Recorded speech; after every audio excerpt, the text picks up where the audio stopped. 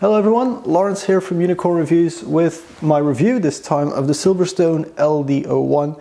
It's going to be a different style video. I'm just going to walk around. Hopefully I can get the entire video in one shot, just the one, because I have zero time whatsoever, as per usual. So, LD-01, it's an MATX case with tempered glass everything. So, side panel, front panel, other side panel, everything is tempered glass. Now, Silverstone originally sent me basically a bunch of RGB stuff, fans, strips, all that, and I ended up not using any of it.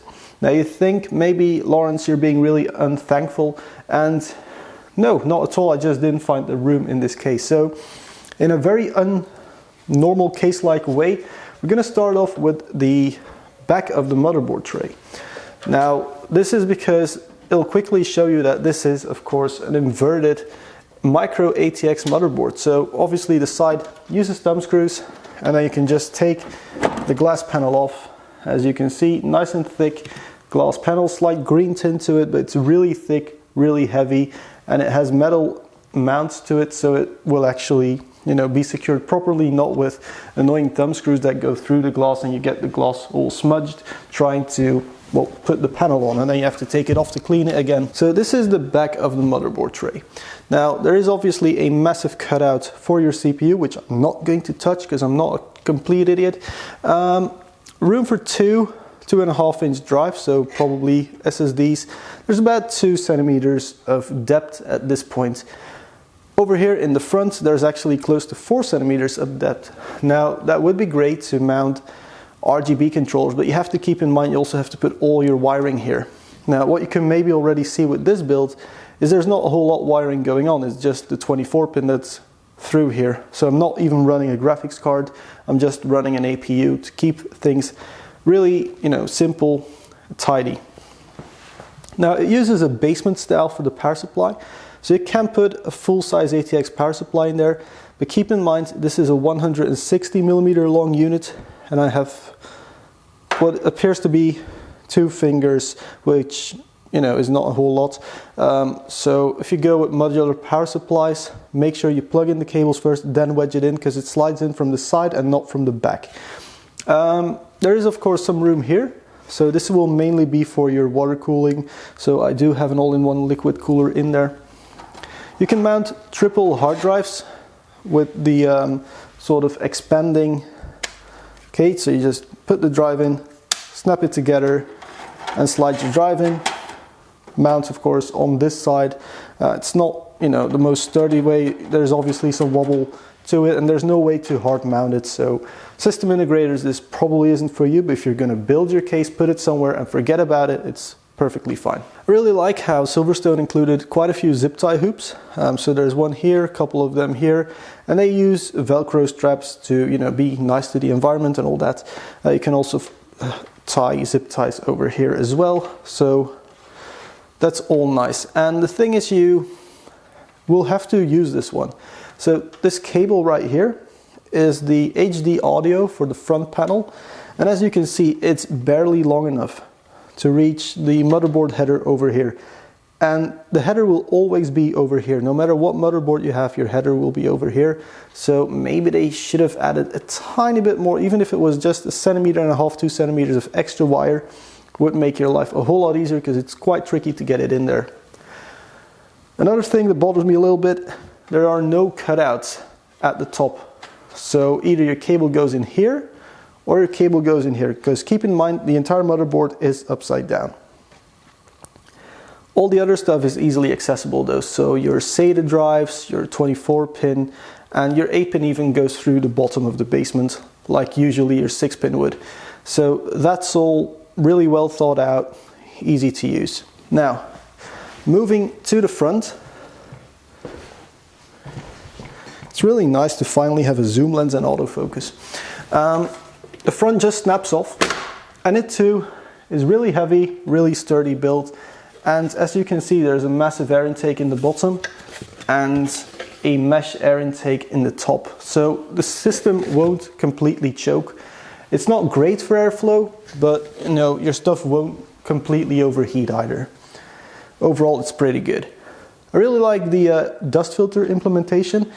A lot of dust filters just fall out. These actually use a tab here and a tab here, and you have to pull it, and then it still has two other tabs holding it on the other hand. So you just put it in,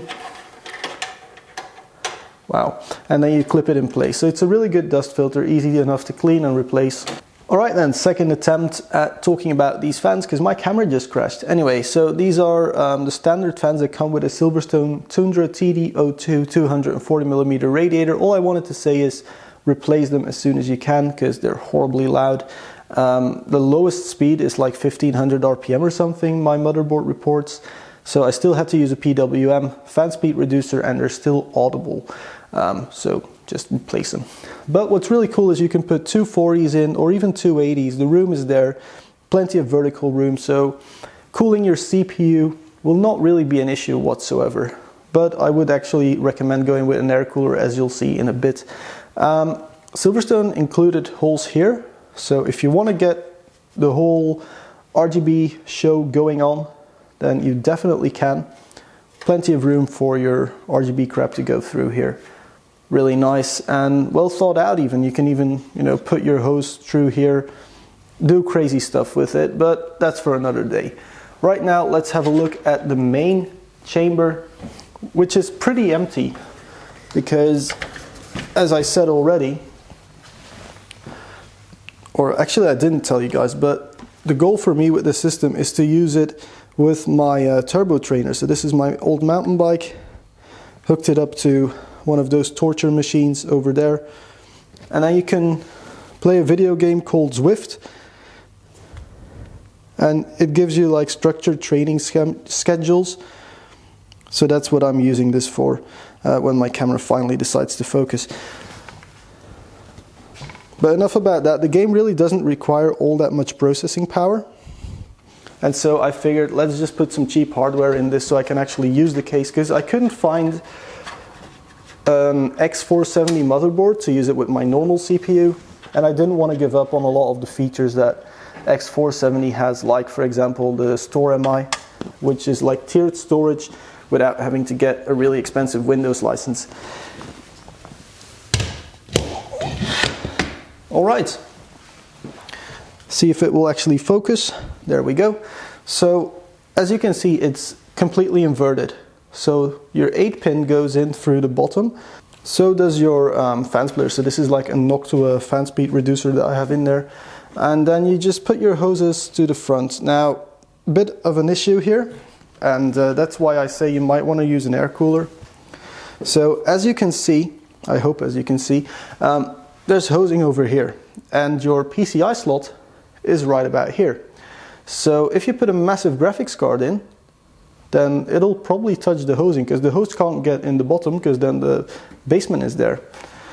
So you might just want to put fans in the front and put a massive air cooler in, because it can fit more than a normal 120. It doesn't have mountings for a 140mm fan in the rear, but there is more than 120mm of room, so most big air coolers will actually fit. Now, as I said, again, there are no cutouts at the top, so it can get really messy if you need a lot of those connections. So try and work around it if this case is what you're actually going to buy. Now the case itself is actually really well built. Everything is like nice, thick steel, and especially with the glass, it's quite sturdy. So build quality is really good, but it's like they tried really hard going inverted, and then they made a lot of weird sacrifices, like the tubes, like the lack of cutouts. Kind of sucks.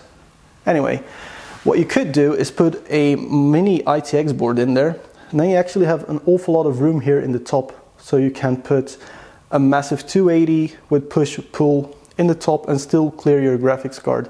So it's actually a really interesting case as a system builder to think about what you want to put in here, how you're going to build it, and all that sort of stuff. And if you want to go with massive graphics cards, there's even a graphics card support right over here, so your card doesn't sag upside down, which would be horrible. And yeah, it's really cool that they thought of that, because the room is simply there. And top bit of advice, the power button is over here, so you don't want to put your hand on here, especially not when a game is actually running. So I'm going to take you off my tripod here because I've now got a stabilized lens. And this is the I/O.